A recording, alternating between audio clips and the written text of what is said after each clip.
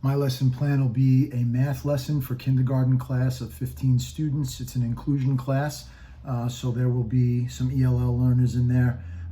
The two focus learners that I will be working with today, one will be an emotional disturbed student that is documented as obsessive compulsive personality disorder. The other student that presents with a learning disability has an orthopedic impairment in which they suffer dyspraxia and have low tone, and I will work with them. The students need to be able to count objects, so to link with prior knowledge, they need to be able to use their hands. They need to be able to manipulate pencils or crayons and, drive matchbox cars around. These are the things that I'm going to need them to do prior, okay? So to get them motivated, I'm going to get my learners up. I'm going to get them out of the chairs. I'm going to have them assemble around me, around the smartboard. For today's purposes, this is my smartboard, though it is not the kind of smartboard I will be using. I want the students to have all around the classroom, there will be numbers, okay? We're going to be working with numbers 1 through 20, so I want them to be able to iterate answers verbally. I want them to be able to point out where the numbers are. I want them to be able to show me in a few different forms that they understand the questions I'm asking, and then they can respond either verbally, in a written form, or with many other strategies that I'm going to talk about for this activity. Okay, so I have all my students around me, and they've already discussed numbers with me. They know their numbers 1 through 20. So I'm going to hook them because they're going to see that we're talking about numbers 1 through 20. Wow, I know this. All right, so I'm going to lead the class in reciting the numbers, and I'm going to start them out. Let's go 1, 2, and they will all recite in chorus because they've been through this before. Okay. So to keep them going in the lesson, I'm going to ask them questions. How many students are there in this room? I'm assuming some of them will know, but many of them will not know the full amount. I'm assuming students will point to each other. 1, 2, they'll start counting off of each other, okay? And then I'll line them up. I'll get them all lined up in the classroom, and I will assign each of them a number. 1 for Allison, 2 for Jacob, 3 for David, 4 for Amanda, and we will continue all the way down the row, and when we get to the last student, they will be number 15, and the class will be happy to know that there are 15 students in the class and that they know that number. Okay, so the procedures of the lesson will then proceed. Okay, I'm going to get them to engage. I'm going to get them out of the line that we just created and back to 5 tables of 3. There they will have the needed materials for the first part of the lesson, which will be placed on the table. And there will be outlines of numbers that look like road maps, okay? So what I want them to do is I'm going to have these all over their desks. Every student will have a different number, and they will all be provided with a matchbox car. And what I'm going to have the students do at first, I want them to be able to make the impressions the way that they would with a pencil by drawing or following the road map with their car, okay? So this will be the first assessment, and this will be a personal communication assessment. I will be monitoring them. I will be logging in a logbook to see which students are actually able to make these moves with their hands. I will go around and help who needs help, okay? While this is going on, I am going to have myself and my paraprofessionals in the class asking questions. How old are you? Is a good question to ask so that they can point to the numbers around the room. I'm 5. Many of them will be 5. It's a kindergarten class, okay? I will be holding up different amounts of objects. So in this case, I have 5 pens, okay? So I'm going to be holding this up for the class to see, and I will ask individual students to answer the questions. They will say 5 pens, okay?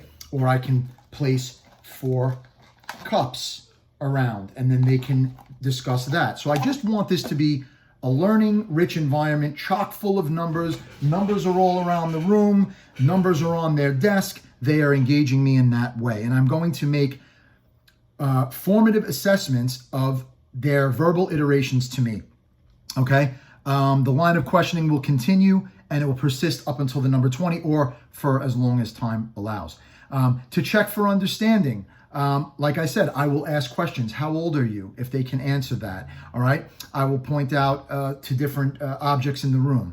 I want the students then to be able to answer the question that I am posing by grabbing the paper that now will be on their desk, okay, and writing with a crayon okay, the answers to those questions. Now, this will be another formative assessment, but this will be getting more down to the nitty-gritty. I will be able to see now if they are able to make the impressions on their papers with the crayons in hand, okay?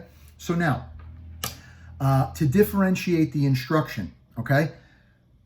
Since I am working with a student with low tone orthopedic impairment, in this case, her name is Alba, okay? I am going to refer to the high leverage practices HLP 19 using assistive and instructional technology. And in this case, for Alba, I am going to be using a How to Hug chair. Now, I am going to also reach out to Alba's family prior to make sure that this is something that they are okay with, okay? This relates to the Danielson framework demonstrating flexibility and responsiveness, 3E and 4C, communicating with families. And this has gone much more into depth with the breakdown in the written form of this lesson plan. So I am first going to speak to Alba's parents. I want to differentiate the instruction. I want Alba to be able to get out of her chair. She has trouble. She's tired during the day because of her low tone and muscle issues, okay? I want her to be able to take part in this communication with me. I want her to be able to take part in the lesson. What am I gonna get her to do? Well, I'm gonna allow her to lay on the ground. I'm gonna allow her to find a comfortable place within the classroom to do the same work that the other students are doing. I'm not gonna bog her down by making her sit in a chair to do it the way the regular level learners are working. I'm going to give her this differentiation. She will be able to use this chair, which is like a clamshell, so it will be giving her the pressure she needs, and she will be pushing back on it, and it will give her the comfortability that she needs. My other student that presents with a disability is Jerry. He is emotionally disturbed. His parents have gotten a divorce when he was 3. He is rage-filled. Many days he shows up to class in a bad mood. There are times that he's engaged and many other times that he's not. He needs a lot of attention, and he has let me know this. So since he has let me know this, I am going to engage him in many other ways. This relates to the high leverage practice 22, provide positive and constructive feedback to guide students' learning and behavior. Also for him, it deals with the Danielson framework of managing his behavior, 2D. Okay, so what am I going to do this? How am I going to get this young man to get involved with the lesson? The other students are going to be, pointing out their answers. They're going to be writing them down. They're going to be on their desks using their Matchbox cars. But maybe, Jerry doesn't want to get involved in that way. So I'm going to give him other options. I'm going to give him gel bags, okay? They'll be squishy. The other kids in the room will be interested. I'll have some others set up there that if other students want to grab them, they will have the opportunity as well. But Jerry will be able to put his gel bag on top of his number, okay? And he will be able to make impressions on the gel bag with his finger. Now, this will be fun for Jerry. He will be feeling that he will be doing something extra special. Other students then will engage as well, okay? What else am I going to do with Jerry?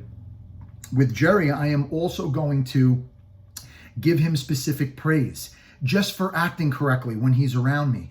Jerry, great job. You're being really great today. Here, this is for you. Maybe I'm going to give him one of the cars to work with. Maybe I'm going to give him one to bring home, depending on what he gives me in that day. I'm going to continue to assess him, but I'm going to give him, he's going to have to do the same things. He's going to have to point out answers. He's going to have to, trace with the car, but I'm going to work with Jerry. I'm going to let him do things in a little bit of a different manner, showing me that he is able to still do the same thing.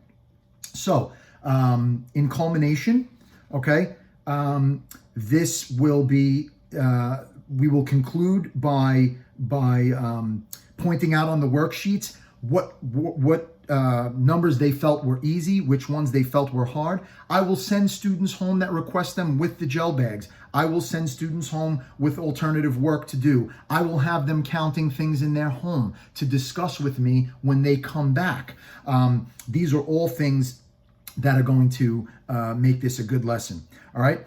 There's not really a summative assessment at this point. The informal formative assessments that I will be doing throughout this lesson plan will show these children, making the impressions at first with the cars, drawing the way that I illustrated.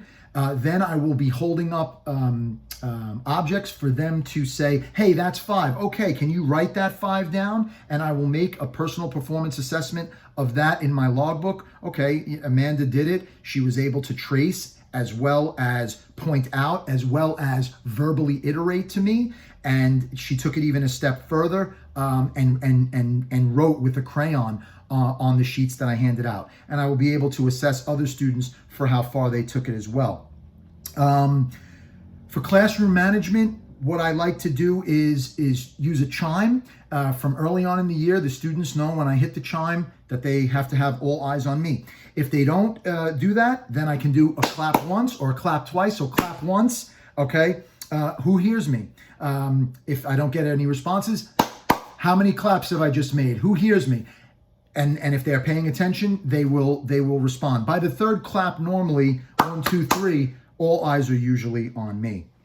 I will pay attention to multicultural issues by having animals from different regions, and I'll talk about that. I'll hold up 3 elephants and say the origination is from Africa. I will hold up a bird that originates from the Dominican Republic as one. So I will implement many different forms of multiculturalism into this lesson plan in order for the students in the class to realize, hey, we're all engaged here. There are people, they are from a multicultural community, and they will be engaged in that way. With that being said, I think I covered all the areas that needed to be discussed. Thank you for giving me your time out here. Please take the time to look through the in-depth breakdown that I've given here in the lesson plan that is submitted in written form. And I hope this is the first of many to come. Thank you for hearing me out.